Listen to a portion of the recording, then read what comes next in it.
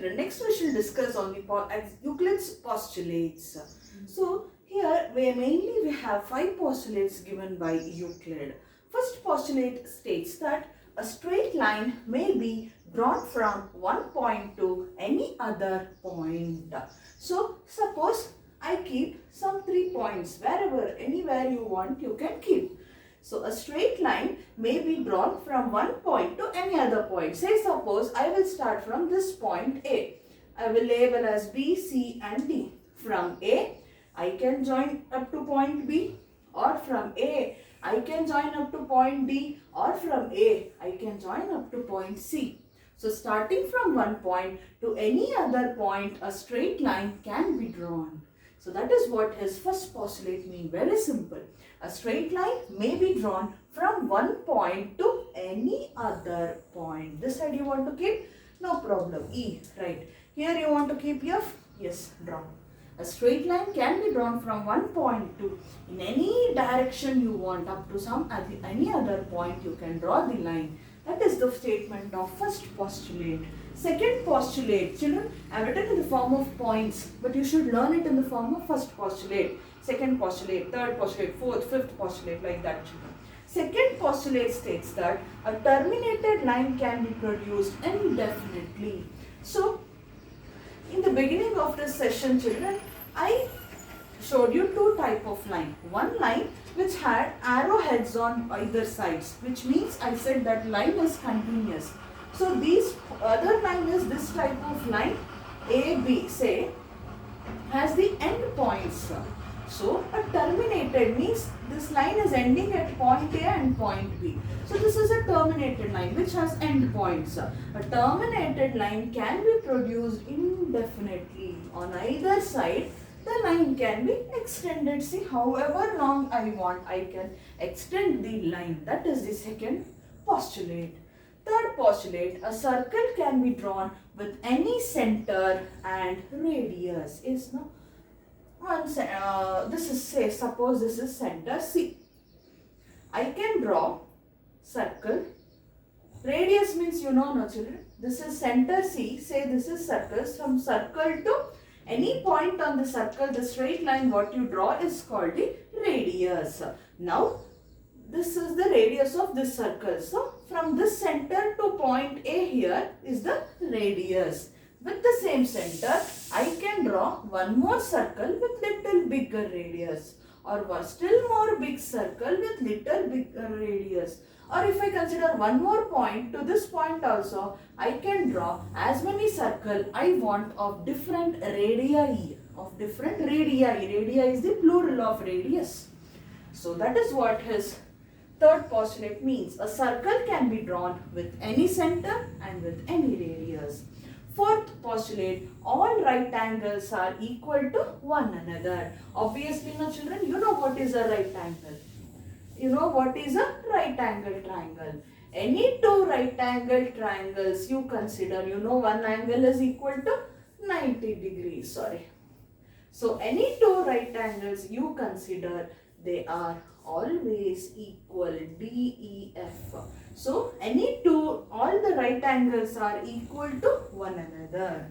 Fifth postulate, and very easy only, but little lengthier one this is. See, fifth postulate states that if a straight line falling on two straight lines. So, in order to explain this, I need to draw, children. Hope you have understood with these four postulates.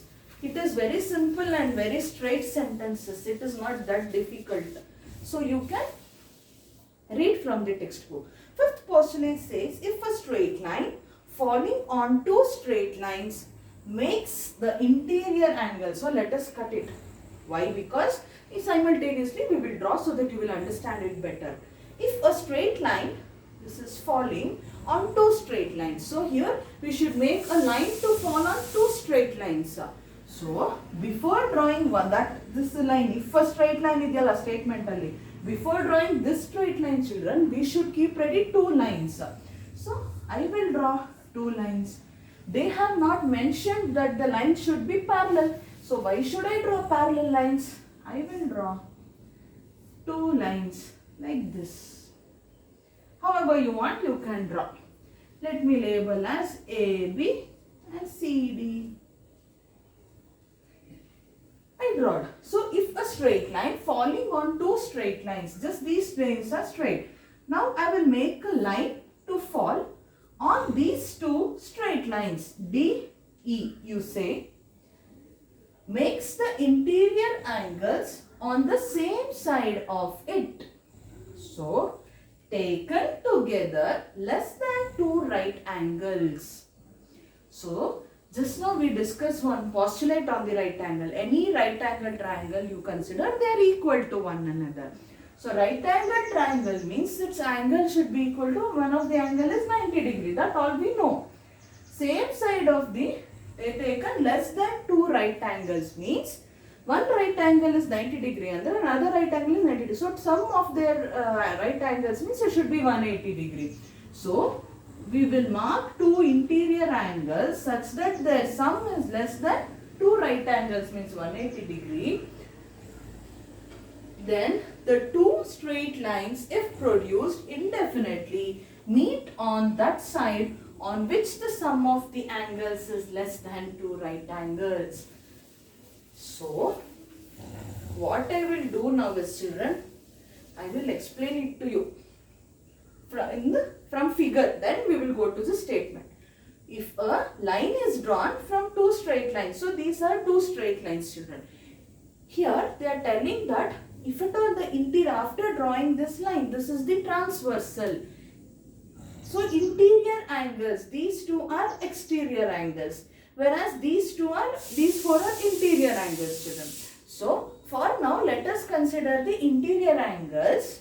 Then their sum is less than two right angles, means angle 1 plus angle 2 should be less than 180 degree. Why 180 degree? Because they have given it should be less than sum of two right angles. So it is, if sum 1 plus 2 is less than 180 degree, then to that side of the interior angle, line will be there, no? If you extend that line, children, they will meet at one point or they will coincide at some point. This is his fifth postulate.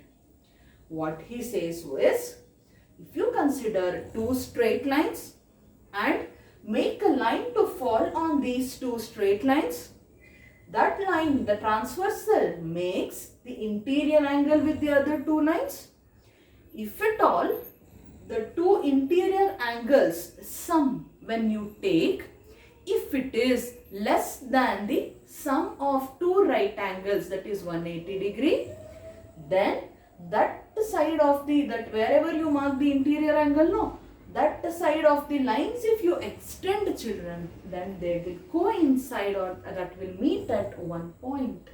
That is what his fifth postulate states. So only I did not consider the exact parallel lines.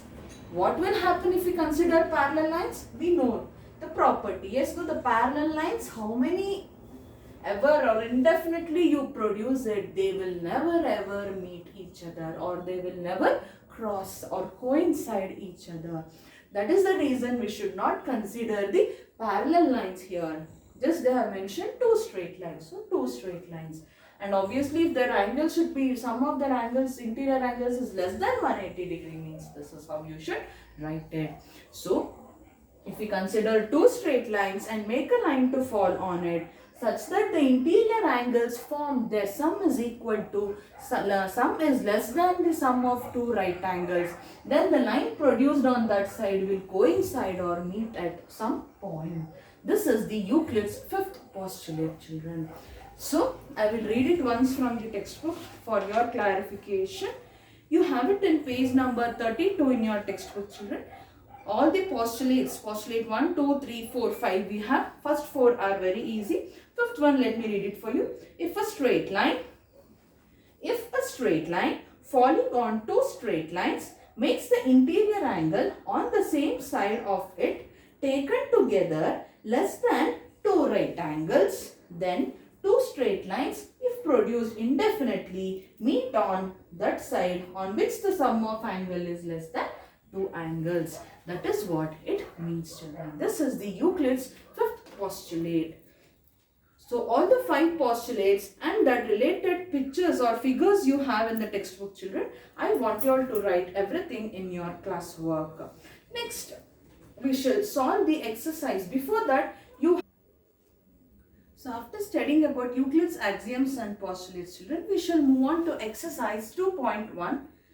So the first main states that which of the following statements are true and which are false. Give reason for your answers. So you should not only say which is true or which is false, but you should give reason for justification as well. So first question is, first question. Only one line can pass through a single point. Now these questions are based on the axioms and postulates which you have studied. So if at all there is a point, they are telling only one line can pass through a single point. So do you think it is correct? No, children, it is false. Why? Because if you consider this single point O, I can draw as many lines I want passing through the same center. Yes, no? Any number of lines you want, you can draw which is passing through the same center. So the statement is wrong. So first question is false, children. It is false. And I want you to write the reason also. I will be not writing it on the board. I will just tell. And you should write it when you watch the video. First, only one line can pass through a single point. You will write it is false. Why? Because any number of lines can be drawn passing through the same center. That is the reason you will give. Second one, there are an infinite number of lines which pass through two distinct points. So, two distinct points. So, means distinct means separate. Two distinct points are there. So, as many number of lines can pass through these 2 points, it seems. No, children, it is false. Why? Between any 2 points, only one line or single line can be drawn. So, you should draw these figures as well roughly. So, second statement is also false. Why? Because in between any 2 distinct points, only one straight line can be drawn. Third question. A terminated line can be indefinitely produced on both the sides. Yes, obviously it is true. Why? We have studied it in the Euclid's postulates. Third postulate, it states no, and any terminated line can be indefinitely produced on either side. So it is true. Fourth question. If two circles are equals, then their radii are equal. So, obviously, it is true. Yes, no? What is radius? If you consider any circle with center O, from that center to any point on the circle is called radius. It's called the radius. So, if two circles are same in size, means obviously their radius are equal. Fifth question. In the figure, fifth question, children, they have given you the figure. 3 lines are there. A, B, P, Q and X, Y are the 3 lines they have given. If AB is equal to PQ and if PQ is equal to XY, this is X, if PQ is equal to XY, then AB is equal to XY. They are telling, this is the statement they have given.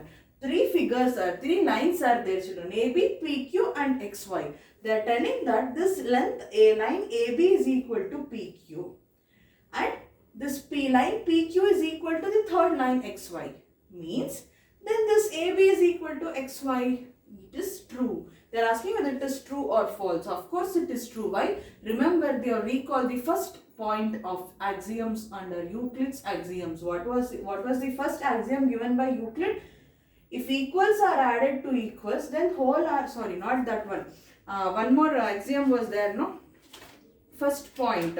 Things which are equal to the same things are equal to one another. So here AB is also equal to PQ. If you recall, I explained you by using the letters A, B and C. If A equals B and B equals C, then A is equal to C. Similarly here also, if AB equals PQ and PQ equals XY, then AB is equal to XY. So according to axiom, Euclid's first axiom, the statement is true. Like that you will write. That is about the first main. In the second main, you have give a definition for each of the following terms. Are there other terms that need to be defined first? What are they and how you might define them? So you just need to define the first, all the 5 terms here, children. First one is parallel lines. So you know what are parallel lines. So in order to define, children, you simply don't define but draw as well. Exercise 2.1, you have 7 mains. In that second main, you need to give the definitions. First one, they are asking the definition of parallel lines. What are parallel lines? Any 2 lines which never meet on, if extended, they do not meet, such lines are called the parallel lines. Second one is perpendicular lines. Perpendicular lines means, you know any 2 lines which intersect each other at 90 degree, which coincide or intersect each other at 90 degree are called perpendicular lines. Next is the line segment. I need not erase at all. This itself is the line segment, but better you draw the straight line. This is the line segment AB with 2 endpoints. Fourth is radius of a circle. Just now I defined any point or the distance from center to any point on the circle is called the radius. So as and when I say, you should write, children. I am not writing the whole definitions on the board due to time constraint. Okay. Fifth is square. So obviously you can define square on your own. It is a polygon with all the 4 sides equal. That is the definition of a square. So all these definitions you need to write as well as draw, children. Third main, consider 2 postulates given below. First postulate is, given any 2 distinct points A and B, there exists a third point C which is in between A and B.